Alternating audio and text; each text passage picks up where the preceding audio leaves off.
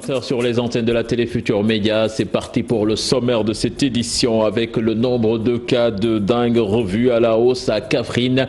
Il est passé de 5 à 8. Les autorités médicales rassurent tout de même. Au même moment, un ressortissant de la ville a été déclaré positif à la maladie de fièvre virale dénommée Crimée du Congo.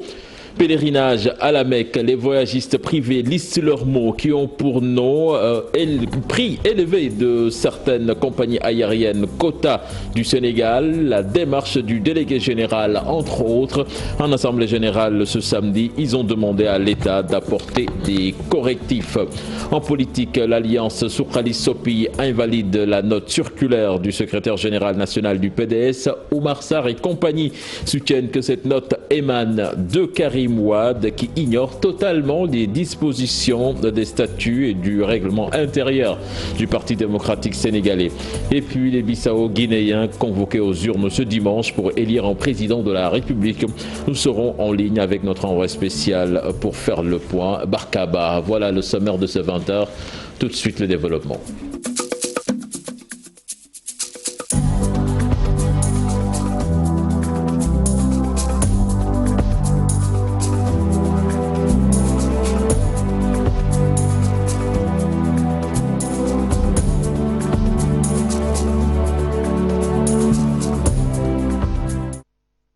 À toutes et à tous. Tout d'abord, 248 kg de chanvre indien saisis par la brigade des douanes de Moussala. C'est dans la région de Kédougou. La marchandise était transportée dans un camion en provenance du Mali qui transportait des bœufs. La valeur totale de cette marchandise prohibée est estimée à 30 millions de francs CFA. La procédure et l'enquête sont en cours en rapport avec le parquet et l'OCRTIS. Et puis une boutique braquée à Kagit, à Ziguinchor, près de la frontière avec la Guinée-Bissau. Les assaillants armés de Kalachnikov ont fait irruption dans le village avant de s'attaquer à la boutique pendant leur retraite dans la forêt. Ils ont pris en otage 5 jeunes du village qui ont été finalement libérés. Je vous l'annoncer dans les titres de cette édition. Kaffrine, l'épidémie de dengue est passée de 5 à 8 dans le Ndoukoumane. Le quartier de Djamagan, centre dans la commune de Kaffrine, zone inondable pendant l'hivernage, reste la plus touchée par l'épidémie. Toutefois, les autorités médicales disent avoir tenu un plan de riposte pour y faire face. Cependant, elles demandent aux populations de se prémunir le jour parce que le moustique responsable de la dengue agit pendant la journée. Les explications du docteur Ndeya Mbakekan, médecin-chef du district sanitaire de Kaffrine, interrogé par Oumar Ndiaye. On a découvert d'autres cas, ce qui a amené même la direction de la prévention en collaboration avec l'Institut Pasteur de faire une mission au niveau du district de Kaffrine. Et là aussi, ça nous a permis aussi de découvrir d'autres cas. Actuellement, le nombre de cas positifs au niveau du district s'élève à 8 cas. Parmi ces cas, je rappelle juste que les 75% sont de sexe féminin et la moyenne d'âge, en tout cas des cas positifs, est de 27 ans. Donc l'âge la plus petite est de 11 ans et la plus grande 55 ans. On a vu que la moitié des cas résidaient à Djamagan TP et que les 38% provenaient de Djamagan Centre et Kaffrine 2 n'occupait que 12%. Donc rappelez juste qu'ici au niveau du district de Kaffrine, c'est le sérotype 3 qui circule. Et le sérotype 3, c'est ce sérotype qui donne les formes graves, autrement dit les formes hémorragiques. Mais fort heureusement, en tout cas, tous les 8 cas, en tout cas détectés positifs, ont été pris en charge correctement, ils sont tous guéris. Toujours à Kaffrine, une maladie de fièvre virale dénommée Crimée du Congo a été détectée à Kaolack chez une personne originaire de Kungel. Le patient, chauffeur de son état, a été contrôlé positif grâce aux analyses par l'Institut Pasteur à la suite de sa prise en charge à l'hôpital régional de Kaolack. Les autorités médicales de Kaffrine déclarent qu'ils vont continuer le suivi. Plus de 200 délégués de l'ONG et associations s'engagent aux côtés de l'Alliance nationale des communautés pour santé, pour stopper la progression du VIH-Sida. La 11e Assemblée générale ordinaire a permis aux acteurs d'échanger sur la question. Suivant à ce propos les explications de Safiatou Thiam, secrétaire exécutif du CNLS, qui revient sur l'importance de cette initiative au micro d'Ibou Diouf. Au-delà de ce que nous faisons, il faudrait une plus grande mobilisation communautaire et je pense que le Sénégal n'a pas attendu. Aujourd'hui, tout le monde sait que si le Sénégal est cité en exemple, c'est parce que ici les communautaires, les organisations communautaires ont su faire la différence. C'est pour ça que j'étais heureuse ce matin de venir participer à cette assemblée générale de l'ANCS pour leur témoigner la reconnaissance du programme de lutte contre le sida du Sénégal. Pour éliminer le sida d'ici 2030, le défi est grand, le délai est court, donc il faut imaginer de nouvelles stratégies. Il faut innover, il faut faire les choses différemment, il faut faire les choses le plus largement possible, mais il faut surtout imaginer des actions différentes qui viendront compléter ce que nous faisons déjà. Le département de Vélingara compte un important potentiel d'élevage avec un cheptel de petits ruminants de 189 000 sujets, 179 000 bovins et 11 000 chevaux. Mais le département ne dispose pas assez de parcs à vaccination. Et pour lutter contre la peste des petits ruminants, le service de l'élevage y a démarré une campagne de vaccination. Abdoulaye Diallo. Dans le cadre de la lutte contre la peste des petits ruminants, le service départemental de l'élevage de Vélingara a démarré une campagne de vaccination des chèvres et des moutons. Durant la campagne officielle d'éradication de la peste des petits ruminants, parce que si vous prenez rien que les petits ruminants, la moyenne des 10 dernières années tournait aux alentours de 27 000, alors que l'année dernière, on a vacciné 105 000 têtes de petits ruminants. Pour celle de 2020 également, bon, pour les petits ruminants, on n'a pas fixé de taux. Il suffit juste de vacciner les animaux qui n'ont pas été vaccinés, de vacciner les petits ruminants qui n'ont pas été encochés. Une réunion du comité départemental de développement s'est tenue à Pakour pour préparer la dite campagne de vaccination. Nous avons délocalisé, parce que d'habitude les CDD se tiennent au niveau du chef-lieu de département, notamment à Vélingara.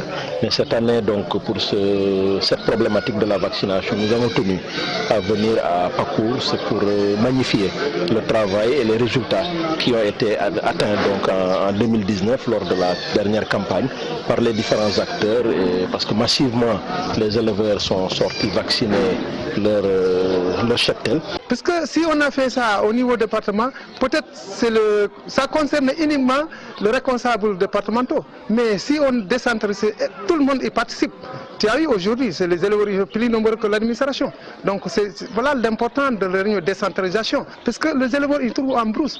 Les difficultés que vivent les acteurs de l'élevage à Vélingara sont entre autres l'insuffisance de parcs de vaccination et des vaccins pendant les périodes des campagnes. Parce qu'on va vacciner 143 000 têtes de bovins alors qu'on n'a que 60 000 doses de vaccins, vous voyez, c'est un peu difficile d'atteindre ces objectifs. Parce que également la spécificité du département de Vélingara, c'est qu'il n'y a pas beaucoup de parcs à vaccination. On est obligé de vacciner au piquet. L'absence d'une chaîne de froid pour la conservation des vaccins est aussi parmi les difficultés qui gangrènent le travail des techniciens de l'élevage à Vélingara. Autre aspect de l'actualité à présent, avec le prix élevé de certaines compagnies aériennes, le quota du Sénégal, la démarche du délégué général, entre autres, autant de difficultés que rencontrent les voyagistes privés à propos du pèlerinage à la Mecque, une situation que le regroupement des voyagistes déplore et il demande à l'État du Sénégal de rectifier le tir. C'était lors d'une assemblée générale qui s'est tenue ce samedi à Dakar. Compte rendu signé Cheikh Diop avec des images de Modou Diop. 3 mois après le pèlerinage au lieu saint de l'islam, ces acteurs se sont retrouvés. Le regroupement des voyagistes privés évoque quelques facteurs qui sapent le bon déroulement du Hajj. On ne peut pas parler des problèmes que nous vivons aujourd'hui sans parler de l'IATA, ni sans parler de la privatisation. C'est quoi l'IATA? L'IATA, c'est tout simplement une association internationale, n'est-ce pas, pour la vente de billets. Ce n'est pas autre chose, c'est aussi simple que cela. On ne peut pas nous exiger du jour au lendemain d'avoir un agrément IATA avec un délai de surcroît de 3 mois, ce qui est impossible. Chaque année, avant et après le pèlerinage, des difficultés sont notées. La démarche du délégué général est remise en cause par ces voyagistes. Nous sentons que la délégation est en train de s'agripper sur son petit quota, sur son quota de 2000. Vu tous les problèmes que nous vivons sur le pèlerinage, nous pensons qu'il est temps de confier le pèlerinage à la Mecque à des gens expérimentés, à des experts du pèlerinage, et non à des gens qui tournent aux périphéries du pèlerinage. Et ça a toujours été le cas. Il faut impliquer les experts du pèlerinage dans la gestion du pèlerinage. Pour une bonne organisation du Hajj, le regroupement interpelle le gouvernement à prendre les dispositions nécessaires. Que la volonté claire du chef de l'État était de privatiser en termes. Le Premier ministre Boun Abdallah Dionne leur avait clairement signifié en 2016 qu'il fallait chaque année enlever 500 de son quota de 2000. Et à partir de ce moment, c'est, disons-le, en 2018 qu'il devait épouser ce quota-là.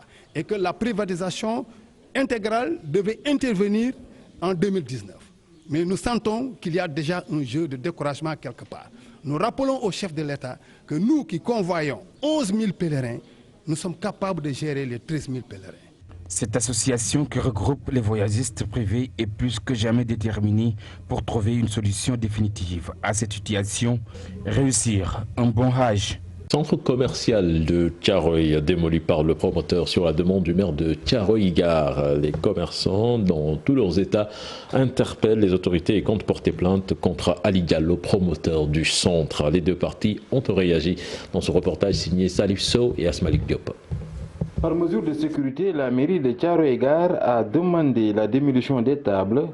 Le promoteur immobilier du centre commercial de Thiaroye s'est exécuté. Les commerçants tempêtent. Vous avez promis que chaque table coûte à 250 000 francs. On nous avait dit de ne pas verser ici aussi, de ne pas donner l'argent à Ali Diallo. On nous a indiqué de partir aux sociétés générales, verser là-bas. Voici les récits qu'on nous avait donnés. On s'est retrouvés un bon matin ici, nous sommes venus pour travailler, on a trouvé, ils ont démoli toutes les tables dans la nuit, à 23 h. Lui, il a retourné pour nous faire des victimes. Casser ça et les vendre les grossistes. Ils veulent les vendre les grossistes qui sont là. On est en train de s'organiser et de lui traîner à la justice.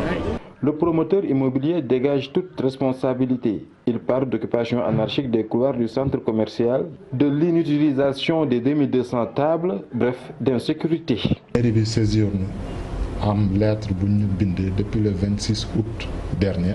L'utilisation tablier dafa am lu mu engendré ñom amuñ ci benn njëriñ mooy amalu leen benn njëriñ amuñ benn taxe municipal benn ñaar insécurité bi fa nekk ñett enregistré nañ foofu ay cas de décès yu fa sapeurs-pompiers génne ñeent dafa am ñu fay jur seen ay doom di ko fa bàyyi donc mu nekk benn abri boo xamante ni danger la woon ci population Thiaroye. Le centre commercial Thiaroye est construit en 2004 sur un espace de 6 hectares. Depuis son ouverture, c'est souvent mésentente totale entre le promoteur immobilier et les commerçants. À Kayar, les pêcheurs mareyeurs accompagnés des autorités coutumières disent oui à l'implantation de Barna Sénégal. Ils ont tenu une marche de soutien. Pour eux, ce sont des centaines de jeunes qui seront employés dans cette usine et que les poissons ne vont plus pourrir sur la plage. Cher Anta Diop, c'est la terre. Sur le macadam, les populations de Kayar, mobilisées comme un seul homme, ont décidé de se faire entendre. Pêcheurs, femmes transformatrices des produits halieutiques, les notables de Kayar, tous disent oui à Barna Sénégal à Kayar. Le porte-parole de Barna Sénégal SA magnifie cette mobilisation. Des jeunes qui se cachent derrière une ONG, vouloir arrêter ces travaux, je dirais non. Nous, population de Kayar, comme vous le voyez, femmes, enfants, petits, vieux, sont en phase avec le projet Barna Sénégal. Pour eux, c'est une opportunité. Le financement du projet, c'est un capital d'environ 7 milliards. Le projet Barna Sénégal, c'est une usine qui va faire 50 emplois directs, 300 indirects. Barna va prendre le surplus de poissons qui se détériore sur les plages pour le transformer en farine de poisson, en huile de poisson. Et ça va apporter un plus-value pour la commune de Kayar. Le maire de Kayar se désole du fait qu'un groupuscule de jeunes s'érige en bouclier pour contrecarrer ce projet. Aujourd'hui, la population de Kayar a répondu à ces gens-là qui parlaient et qui ne parlaient de n'importe quoi. Les gens sont venus d'eux-mêmes pour défendre un projet qui est le leur. Ce projet-là, c'est Barna Sénégal. Les femmes transformatrices sont là, les pêcheurs, les marieurs, les micro-marieuses. Tout ce monde-là est là. Nous sommes en phase avec notre population et nous sommes là pour notre population. Ces poissons-là qu'on creusait et qu'on enterrait, ces poissons-là maintenant, c'est Barna qui va prendre ça. Au bénéfice des populations, au bénéfice des marieurs, des micro-marieuses et des femmes transformatrices. Les Kayarois, toutes obédiences confondues, s'étaient retrouvés devant la mairie-ville de Kayar. Les femmes ont chanté et dansé pour dire bienvenue à Barna, Sénégal. Présence des femmes dans les sphères de décision locaux, le Conseil sénégalais plutôt des femmes est encore resté sur sa faim et ces femmes sont sous-représentées dans les conseils de gestion des administrations locales. Un constat a fait à Diourbel où le COSEF n'exclut pas de prendre langue avec les chefs religieux pour rectifier la donne. À Babacar Diouf. Même si la parité est effective dans la composition des listes électorales, elle peine à s'appliquer sur la formation des bureaux des exécutifs locaux. Dans la région de Diourbel, aucun bureau municipal, encore moins de conseil départemental, n'est paritaire. Ce que regrette le Conseil sénégalais des femmes COSEF, Ndeyngone Kama, la présidente régionale.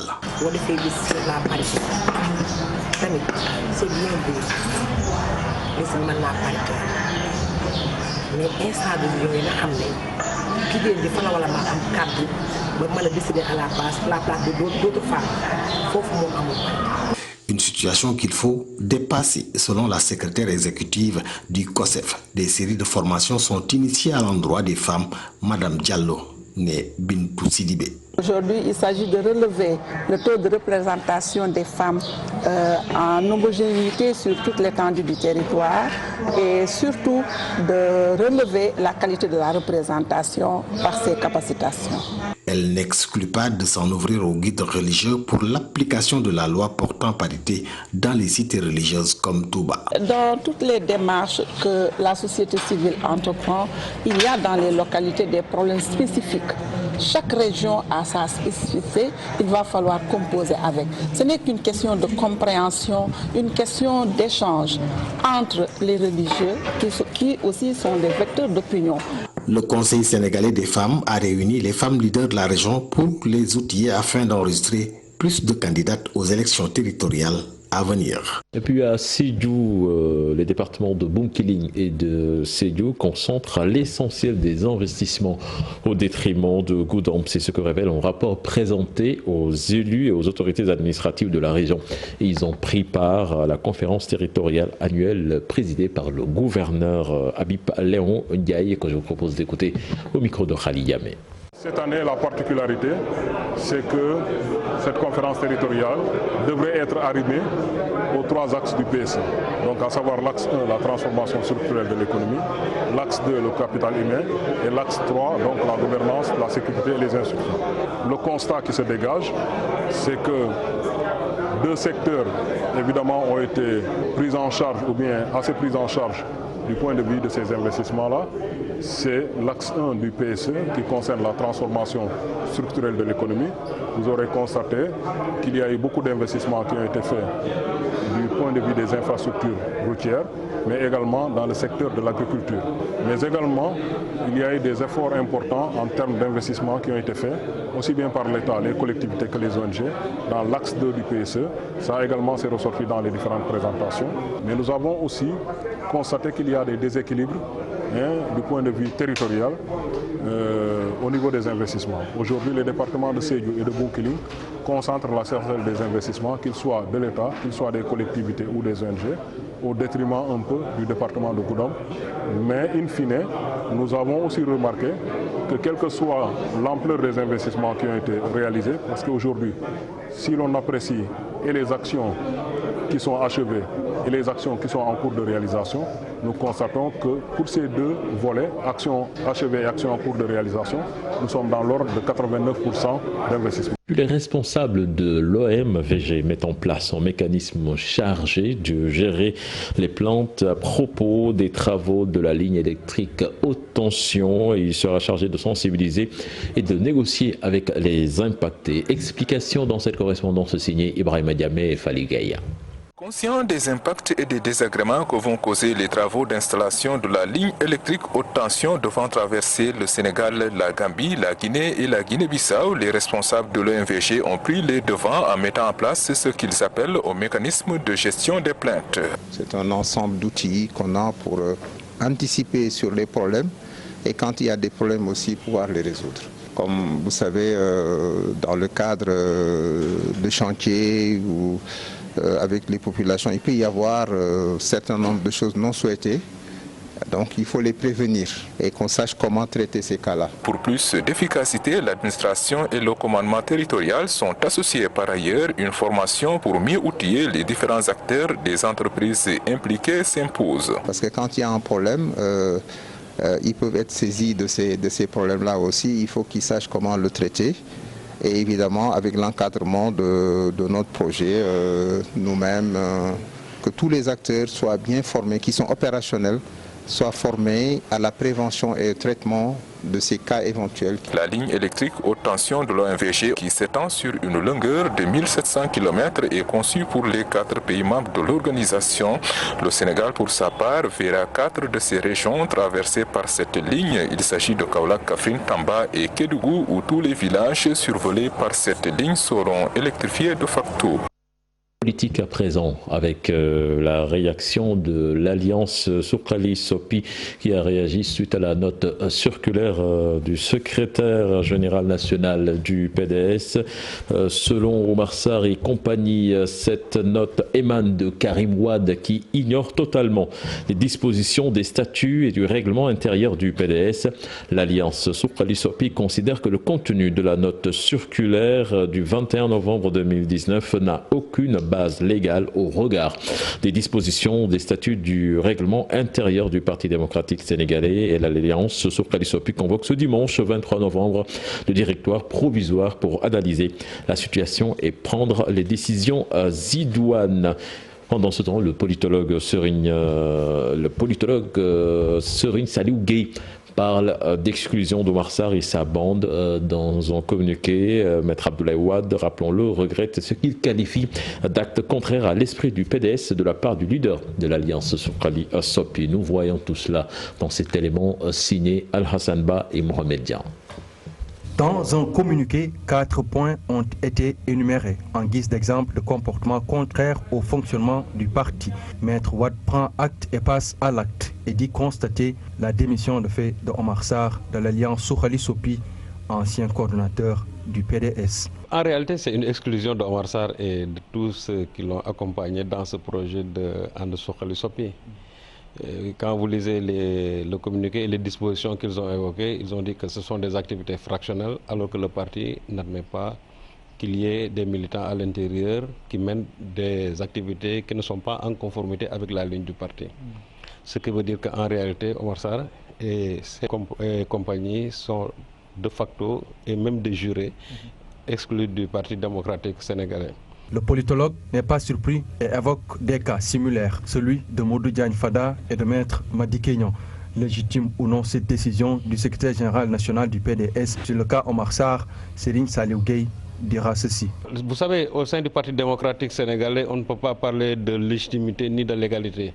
La seule légitimité et la seule légalité est incarnée par celui qu'on appelle la constante. Et d'ailleurs, je crois que ces décisions sont irrévocables. D'autant plus que vous savez que les dispositions statutaires et réglementaires du Parti démocratique sénégalais ne fonctionnent pas. Ce qui fonctionne, c'est simplement les décisions prises par Abdoulaye Wade et aussi prises par son fils, bien sûr par le canal de son père. C'est la raison pour laquelle je crois que la décision prise à l'encontre de Omar Sarr, en réalité, c'est pour adoucir tout simplement la sanction, mais on sait bel et bien que c'est une exclusion en douceur, peut-être pour y mettre tout simplement les formes. Mais en réalité, Omar Sarr est de facto exclu du parti, bien sûr, avec tous ceux qui l'ont accompagné dans ce projet de And Soukali-Sopi. La réaction d'Omar Sarr est attendue sur cette question. Bissau à présent avec les Bissau-Guinéens qui sont convoqués aux urnes ce dimanche pour élire un président de la République. Nous sommes en ligne avec notre envoyé spécial sur place à Barkaba. Barka, bonsoir. Bonsoir, cher Fidel. Alors Barkaba, est-ce que les conditions d'organisation d'une bonne élection présidentielle sont réunies? Pour le moment, Cheikh Tidiane, tout se déroule très bien. Le président de la Commission nationale électorale a fait une déclaration pour dire que le matériel est en place et que tout le dispositif était bien sécurisé pour que demain, les 12 candidats puissent voter normalement. Qui sont les principaux protagonistes de ce scrutin?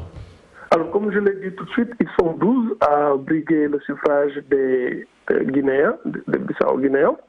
Mais parmi ces 12 candidats, il y a 3 ou 4 candidatures qui se dégagent, à commencer par celle de Domingos Simões Pereira, ancien Premier ministre, qui est le candidat du parti au pouvoir, le parti historique PAIGC, qui a libéré le pays, qui est le parti de Amilcar Cabral. C'est le parti qui a la plus forte implantation dans le pays. Mais il est fortement bousculé par des dissidents justement du PAIGC, amené par un jeune loup qui s'appelle Oumarou Sissoko Mbalo, qui est un candidat assez intéressant, qui réclame partout son amitié avec le président Macky Sall, qui a déjà tenté un énorme coup et il a réussi aux législatives puisqu'il avait pu avoir un important groupe au Parlement. Et il a drainé beaucoup de monde pendant cette campagne. Après Oumar Sissoko Mbalo, il y a aussi, on l'oublierait presque, le président sortant, José Mario Vaz, mais qui a un peu perdu du terrain, qui a perdu son bras de fer avec la CEDEAO et qui est en train de se battre pour remonter la pente. On peut aussi noter un autre ancien Premier ministre qui s'appelle Kadogo, donc Carlos Gomes Junior, qui a eu à diriger le PAIGC, le gouvernement, et qui avait été victime d'un coup d'État. Ce sont les principaux candidats qu'on peut retenir. De donner rendez-vous pour demain. L'aspect sécuritaire certainement sera au centre de toutes les attentions. C'est un pays donc qui a habitué les gens à des crises cycliques et qui est sous haute surveillance de la communauté internationale, notamment par la CEDEAO, qui a déployé dans le pays depuis longtemps un contingent pour aider à la stabilisation du pays. Outre donc la CEDEAO, les forces armées guinéennes, par la voix de leur chef d'état-major, ont déclaré qu'elles resteraient neutres et qu'elles assureraient la sécurité un peu partout. Il y a aussi des observateurs de l'Union africaine qui sont venus aussi superviser le scrutin pour que tout se déroule normalement. Voilà, merci à vous Barkaba, on se donne rendez-vous demain pour cette journée qui s'annonce historique à Bissau. Lancement officiel de la 14e édition de la Biennale de l'art africain contemporain prévu du 20 mai au 28 juin prochain. Ce sera le 30e anniversaire de cet événement et il sera beaucoup question de diversité culturelle. Aïssatou Paye. C'est le top départ d'un événement culturel africain majeur. La Biennale est lancée.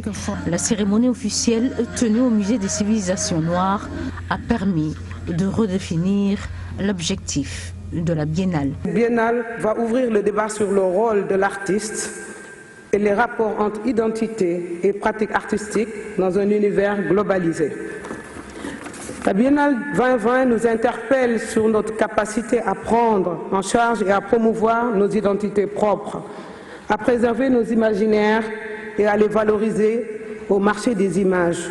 Elle va aussi permettre de valoriser un pays, le Sénégal. Au-delà de l'aspect culturel et créatif, la Biennale est une vitrine exceptionnelle pour notre pays, un rendez-vous incontournable dans le calendrier mondial des événements culturels artistiques. Les décideurs publics et privés le savent. Pour cela, la relation aux partenaires, qu'ils soient publics ou privés, doit être de qualité. Une biennale de qualité, certes, dans un pays favorable à la promotion culturelle. Le Sénégal est un arbre de pays, est un pays ouvert et nous devons continuer de jouer pleinement notre rôle en véhiculant la culture de manière générale. Je vous remercie. 7 plasticiens sénégalais parmi les 64 artistes africains sélectionnés, dont Abdoulaye Ka, lauréat du prix du président de la République lors du 10e Salon national des arts visuels. Au mot de sport, à présent, tournoi UFOA zone U20 en Guinée. Le Sénégal, logé dans la poule A, fait son entrée en matière ce dimanche à 19h face à la Sierra Leone. Une sélection junior en reconstruction avec l'arrivée de quelques cadets de retour du mondial au Brésil. Chersadi Boudiara pour en savoir plus. Un nouveau cycle des juniors sénégalais débute ce dimanche. C'est à l'occasion du tournoi de l'Union des fédérations ouest-africaines de la zone A du 24 novembre au 8 décembre prochain en Guinée. Pour les besoins, le sélectionneur Youssoufa Dabo a fait appel à 20 lionceaux, un groupe presque nouveau. De la sélection qui avait pris part au dernier mondial des U20, ne reste que 3 rescapés. John Lopi d'Oslo Academy et les 2 lutins de Djambar, Ousseynou Nia et Ibrahima Dramé. Ils vont servir de cadre et de guide à leurs jeunes équipiers. Parmi ces derniers, des cadets qui montent après leur place de 8e de finaliste à la Coupe du Monde U17 Brésil 2019. Souleymane Faye, Biran Diaw de Galaxy Foot Academy et Pape Matar Sarr de Génération Foot gagnent ainsi du galon. Au tournoi guinéen, le Sénégal se trouve dans le groupe A en compagnie du pays organisateur de la Sierra Leone et de la Mauritanie. Première sortie des U20 sénégalais, c'est face au Sierra Leone ce dimanche à 19h.